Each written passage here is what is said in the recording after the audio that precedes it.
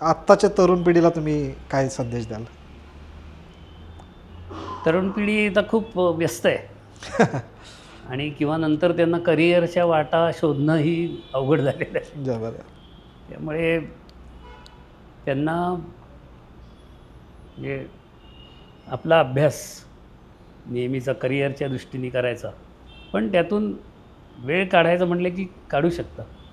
तर तो काढताना तो चांगल्या कारणी कसा लागेल हे त्यांनी निश्चित बघायला पाहिजे. कारण आपण बघतो की खूप जणं गेम्स किंवा हे इतर खेळण्यात घालवतात, म्हणजे तो वेळ ते देतातच ना. तर त्यांनी निश्चितच गिरीभ्रमण करावं आपल्या. आणि महाराष्ट्रात जर बघितलं तर कोणत्याही गावाच्या आसपास डोंगर आहेत. वेगवेगळ्या ऋतूत तुम्ही कडक उन्हात पण जायला काही हरकत नाही. एखादं देऊळ असतं, एखादं पाण्याचं ठिकाण असतं, एखादं झाडसुद्धा असतं, ते सुद्धा तुमच्याशी चांगलं बोलेल आणि तुम्हाला आनंद देईल. आणि गड किल्ले दुर्ग हे तर आहेतच.